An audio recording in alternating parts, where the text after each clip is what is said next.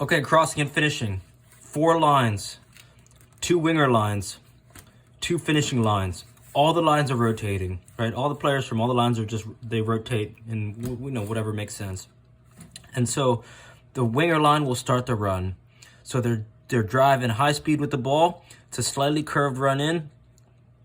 And the reason why you want it slightly curved is because it makes it easier to cross the ball in. And these players are doing a crisscross run, right? It's slightly delayed because they're leading the way. Because if they get there too early, then they're just standing there. So it's a slightly delayed run when they cross the ball in. This person makes a near post run. This person makes a far post run and a one-touch finish. And then, you give it a few seconds, and then this line goes when they're ready.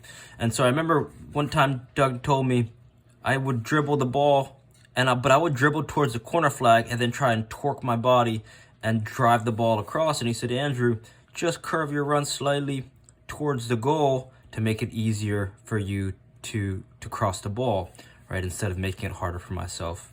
And so that's right. And so you might need to, this drill takes about 15 minutes, based on all the balls you have divvied up, you might need to take 2 or 3 breaks in between this drill to recalibrate, right? To get all the balls back to the lines. Okay, so next is you go, right? So it's crossing and finishing, and you go right into playing the big goals. So ideally, you have a portable goal that you can bring very close, right? You're making this area, you're using the 18, and you're making the area so tight that there's a goal scored every 2 to 4 minutes. And the reason why you want it so tight, right? You split the team up into 3, and then the team that's sitting out, they play on the outside as bumper players, neutral players with 1 touch, and this keeps them engaged.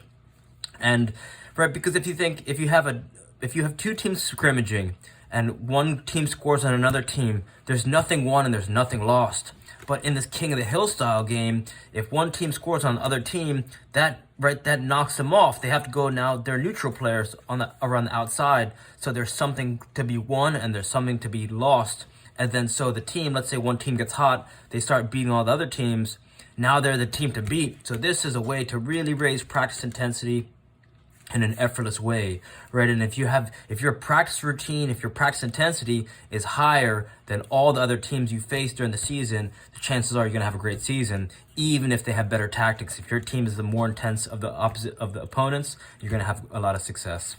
And so one other thing you gotta keep in mind is if there's taken 5 minutes, 6 minutes to score a goal, your field is too far apart.